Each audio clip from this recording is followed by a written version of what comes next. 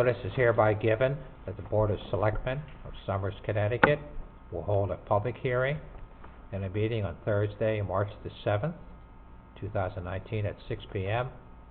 in Town Hall, 600 Main Street, Somers, Connecticut, to consider the following: the adoption of the illicit discharge and connection stormwater ordinance in accordance with the Town of Somers general permit for the discharge of stormwater from small municipal separate storm sewer systems, MS4, pursuant to Section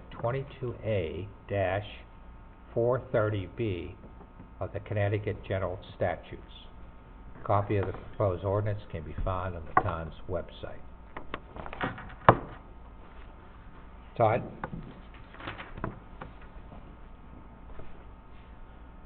Good evening. Thank you for coming. Everybody turn around. I've got a short presentation we'll go through and then we'll entertain any questions. The purpose of this hearing is to get input from the residents. This stormwater ordinance is required by the state of Connecticut through the DEP. We must adopt it. If we do not, we will be subject to fines. And we can go into a little bit of what it is.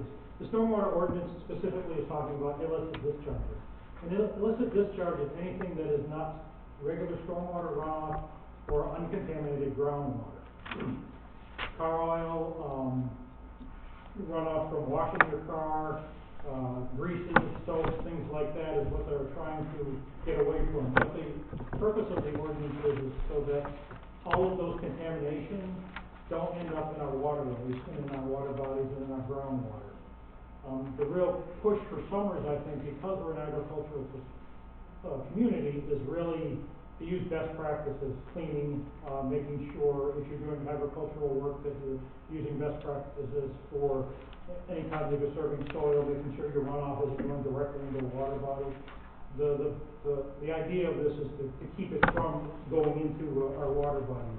The following slides we got from UConn. This has been going for a long time. This is part of our stormwater permit, which was first issued in 2004. It was reissued 2 years ago. It's a lot more stringent than it used to be. And these are things that every town has to do.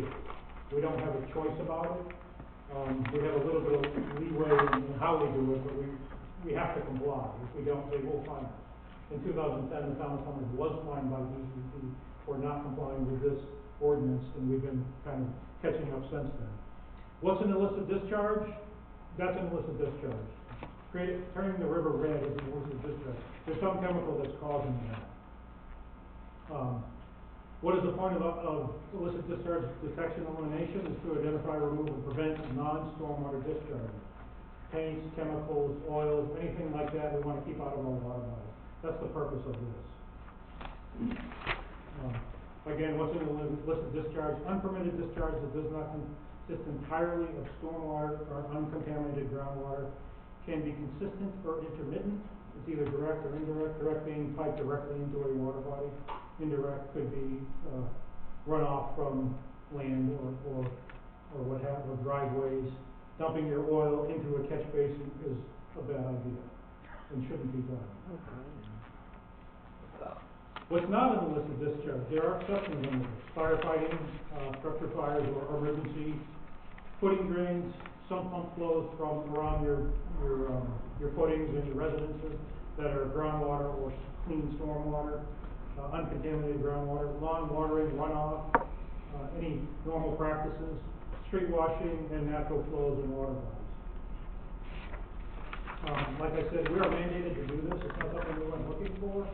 We have until July 1st of this year to have a stormwater ordinance and a stormwater program, which we've been working on. If we don't do it, the DEP will fine us eventually, and we're kind of on the bubble because we've been fined in the past. We did get audited 2 years ago, and we had to do a lot of administrative things to catch up.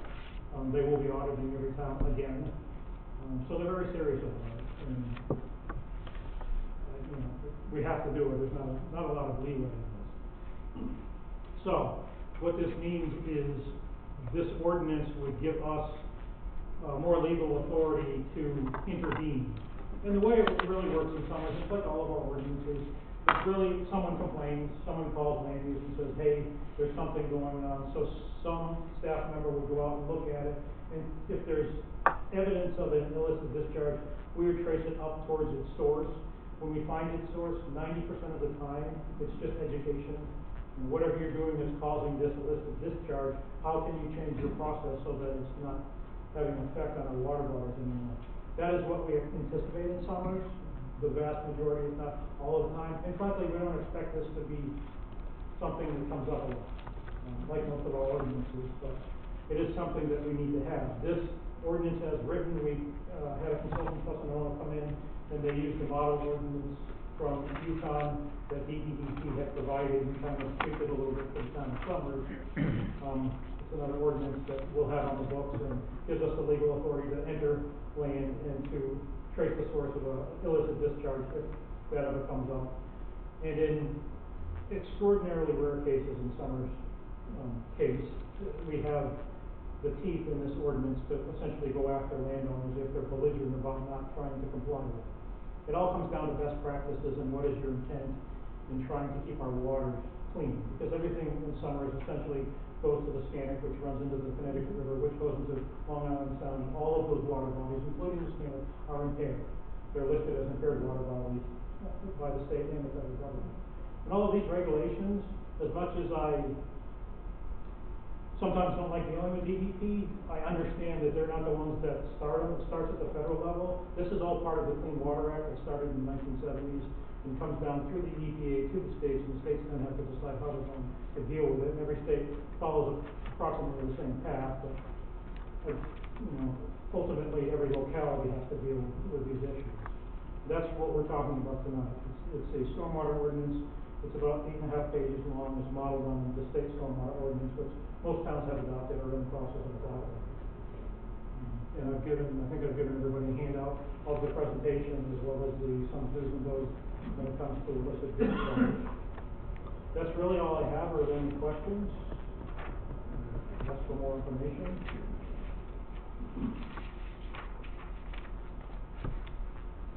Steve Getman, 19 School Street, Somersville. Who would be the enforcement as far as if someone were found to be doing something illegal, like washing their car and dumping the water into the storm sewer? Good question. The ordinance is written that the CEO, the first selectman of the town, would be the enforcement agent or their designee. In Summers, it typically is zoning enforcement or the director of land use or myself. But most things go through land use, typically for these kind of things. Might be the sanitarian. Most of Summers, anything like this in Summers is either going to be either agricultural runoff or, in a lot of cases, will be septic systems that are having a problem. The sanitarian will deal with that. That's mostly what Summers is. Our impairment in the Scannick River is bacteria from failing septics and things of that nature, agricultural practices. We don't have a lot of commercial or industrial in town, as most people know. Well, groundwater would also impact a lot of private wells, is that correct? So Absolutely. How do you make the public more aware that if you're doing something, it could impact your well? A big part of this, not just this ordinance, but this entire new MS4 permit is public outreach and education, which is something we're working on. Town staff is working on doing more. We're putting stuff out on the website. We will be holding trainings, and we've been toying with the idea of maybe doing something on a Saturday at the transfer station where you can get a lot of eyeballs to say, come over, we have a tent. Here's what stormwater is, and here's how what you're doing may or may not impact it. And if you're dumping water down the stormwater drain, don't do that. Bring it here. We take it free. Things like that. There's a big public outreach component of it. And this permit is 5 years. They typically run 10 or 15 because it takes that long to redo the permits. They're a 5-year permit, so there's different things we have to meet every year with this permit cycle. One is mapping all of our households. Another is the public outreach component of it. So it's incumbent on us as town staff to do more reaching out to the public. We're going to do things in the Summers Connection magazine. We're going to do things on Facebook. We're going to do more on the website to just kind of keep it in front of people. It's like anything else, unless you're thinking about it, even if you see it every day, it may not grab your attention. I think the transfer station might be a real attention grabber. We'll see. We're going to keep testing and playing. We're not a Manchester or someone that can have a grassroots committee with 17 people on it that are going to do things. We don't get that kind of volunteers in Summers. I know a lot of boards are looking for members. It's challenging, yeah. Any thoughts or questions, or? Steve, we can probably do a blurb on the Wicked Good News, which comes out quarterly on this, with some of the details, contacts, et cetera. Right, but I think the transfer station, you know, there's a lot of people who go there. Yeah, we could do that in addition, but this Wicked Good News goes to every household in the town, so it'd be a good way to reach. Good idea. And maybe even through the school system. Yeah, I mean, absolutely. educate the kids. I mean, you get the kids early, you know, they're Absolutely. Yeah, there is a whole component that the, actually, UConn, the NUMO project has been wonderful in their support of towns for schools as a curriculum. It's challenging because there's a lot of, investment in staff time, both at the town side and the school side, that would have to happen, and there'd have to be a lot of buy-in on the schools end, so it's more conversations and more, kind of pushing the ball. Great effort, though. Keep our water clean. There is that. A lot of this is common sense also. I think people are real sensitive to the environment these days. You would And- hope. Well, you would hope, Well, they're that's getting right. there, right? But I can recall when I was a youngster cutting grass and making money on the weekends, I just dumped my oil in the backyard, but you don't do that anymore. So hopefully for the outreach in terms of education through communication, website, Wicked Good News, we can get this word out, or the transfer station, which I think is Yeah, that's the great. biggest part of it is education. If somebody's doing Yeah. something, typically they're fighting with their neighbor, so their neighbor calls us and we go out and talk to them and say, don't do that, here's why. Here's an alternative to what you were doing and to what you could do. And that would be in compliance and keep us from coming and bothering them, frankly. That's really what it comes down to. Now, I No. repeat this, this will go on the website for people to see. It is on this. It is on the It is. website. Yeah. Because It's when on you the look website. at all the things they qualify under waste, Yeah. there's a lot of stuff. It's And anything but stormwater or clean groundwater. I know. effectively. Now, in a practical sense, you have to be reasonable about how you apply any zoning regulation and go out and talk to people that are having an issue. That's what it comes down to. Some are just gonna be septic systems and perhaps some agricultural runoff just from some of the soil. And that you can mitigate that with just a way of doing things, to not imperil water bodies and really comply with the spirit of this permit, at least, if not the letter of the law, let's say. But it just comes down to reasonableness and understanding what you're doing and what the alternatives are. Any additional No questions? questions? Thank you. Good job. Okay. Good job. Thanks, Todd. Very good job.